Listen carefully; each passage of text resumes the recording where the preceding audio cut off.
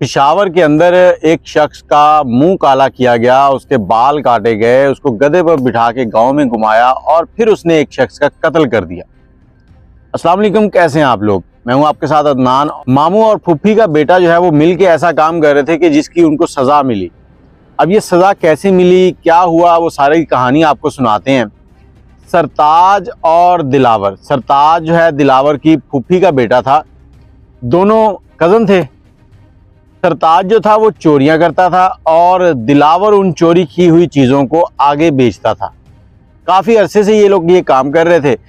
अब सरताज जो है वो बड़े पक्के तरीके से चोरी करता था और दिलावर ऐसी पक्की जगह पर चीज़ें बेच के आता था जहां से उनकी खबर तक नहीं निकलती थी कहाँ गई।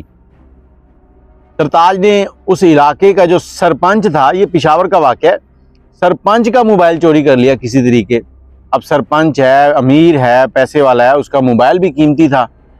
जाके दिया दिलावर को। दिलावर को कहा कि इसको लगा के आओ ठिकाने। दिलावर ने वो मोबाइल ले जाके बेचा, वापस आया, पैसे आधे आधे कर लिए। ये जो भी काम करते थे पैसे आधे आधे करते थे, बड़ा वो इंसाफ के साथ चलते थे एक दूसरे के साथ। पैसे आधे आधे हो गए, काफ़ी टाइम गुजर गया। अब सरपंच ने इधर उधर ढूंढा, नहीं मिला, उसने नया ले लिया। सरपंच का एक दोस्त उसको मिलने आता है एक दिन, और जब वो बैठे होते हैं तो उसके पास जो मोबाइल होता है बड़ा महंगा होता है। अब वो सरपंच देखता है, कहता है यार मोबाइल बड़ा प्यारा लिया हुआ है, कहाँ से लिया? वो कहता जी वो दिलावर से लिया, आपके इलाके का है, वो बड़े अच्छे मोबाइल बेचता है, बड़ा कारोबारी बंदा है। सरपंच कहता अच्छा, कहता तुम्हें नहीं पता? सरपंच कहता पहले तो नहीं पता था, अब पता चल गया है। अब वो बंदा चला जाता है। अगले दिन सरपंच जो है वो जिरगा बुलाता है। अब जिरगे के अंदर दिलावर को भी बुलाते हैं। दिलावर को बुलाते हैं, दिलावर को सरपंच जो है वो सामने खड़ा करता है, उसको कहता है कि मेरा मोबाइल कैसे चोरी किया था? वो कहता जी मैंने नहीं चोरी किया। सरपंच कहता तुमने नहीं किया तो बताओ तुम्हारे गैंग में कौन कौन शामिल है, किसने चोरी किया था?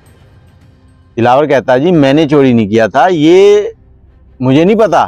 सरपंच का असर रसूख है, उसने दो चार बातें सुनाई, उसने कहा जी ये हो जाएगा वो हो जाएगा। दिलावर डर गया, उसने जान छुड़वाने के लिए उसने कहा जी मैंने नहीं किया, सरताज जो मेरी फुफ्फी का लड़का है ना उसने किया था, उसने मुझे दिया, मैंने बेच दिया आगे। अब वो जिम्मेदार है। अब उसको बुला लिया जाता है। उसको बुलाते हैं तो पहले तो वो कहता है कि मैंने नहीं चोरी की। उसको पता ही नहीं होता यहाँ क्या हो चुका है कि उसका नाम ले दिया उसके कज़न ने। जब बात थोड़ी सी प्रेशराइज होती है उसके ऊपर तो वो फिर बोलता है कि ये मैंने चोरी किया था, मैंने दिलावर को दिया, दिलावर जो है वो इसको बेच आया, हम दोनों बराबर के हिस्सेदार हैं। दिलावर जो है वो मुकर गया, वो कहता मैं नहीं इसमें हिस्सेदार, इसने तो मुझे कहा था कि ये मैंने अपना किसी दोस्त का है तो वो तुम बेच दो, तो मैंने बेच दिया। अब सरताज जो है दिलावर को कह रहा है कि तुम यार ऐसे क्यों कर रहे हो, हम दोनों इकट्ठे काम करते हैं, तो अब क्यों बाहर निकल रहे हो? पैसे आधे आधे होते हैं तो यहाँ सजा भी आधी आधी होगी।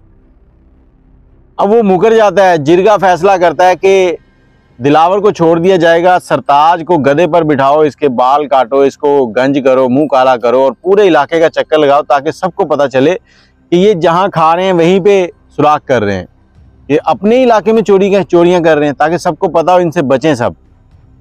वैसे ही हुआ।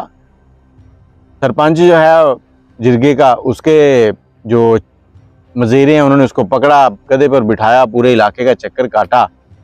शाम हुई, वापस गधा आया घर पे, उसको उतारा, उतार कर वो बाहर निकला है। अब वो जाता है तो गली की नुक्कड़ पे दिलावर खड़ा है, उसके पास चला जाता है। दिलावर उसको बड़ा समझाने की कोशिश करता है, ये वो इस तरह से उस तरह से। वो कहता नहीं, तुम्हें पता था कि हम दोनों इकट्ठे काम करते हैं, इसमें तो कोई दूसरी बात ही नहीं है, तो तुमने क्यों ये कहा कि मैं नहीं करता, मेरे साथ क्यों नहीं आए? अब उसने उसकी बाजू पकड़ी, कहता चलो आओ मेरी बात सुनो। उसको ले गया एक साइड में। अब लोगों ने भी देख लिया कि जो सरताज है दिलावर की बाजू पकड़ के लेके जा रहा है। आगे ले गया, ले जाकर उसने साइड पे एक फायर की आवाज़ आई। अब वो फायर उसने दिलावर को मार दिया था, दिलावर मर गया। लोगों ने आवाज़ सुनी और सरताज को वापस अकेले आते हुए देखा तो पुलिस को कॉल कर दी।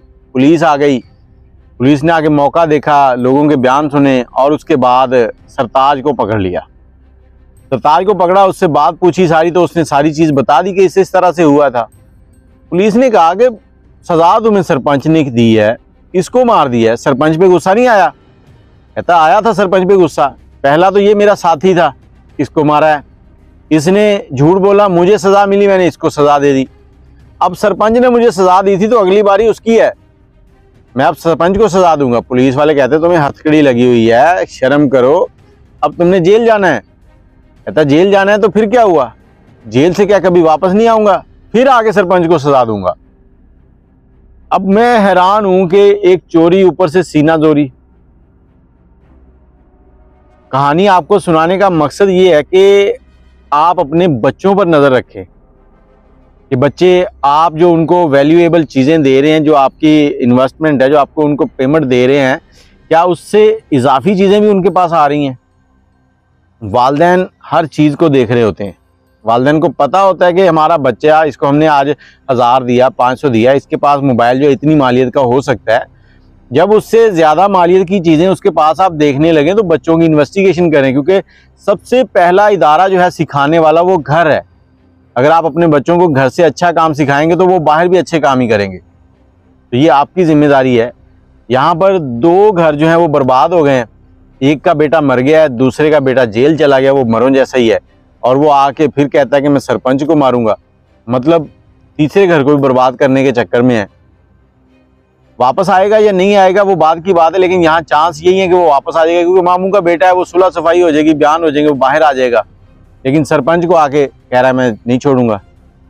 अब आप अपनी राय कमेंट में ज़रूर लिखिएगा कि सरताज के साथ ठीक हुआ या दिलावर के साथ ठीक हुआ, सरपंच ने ठीक किया या गलत किया। मुझे इजाज़त दें, अल्लाह हाफिज़।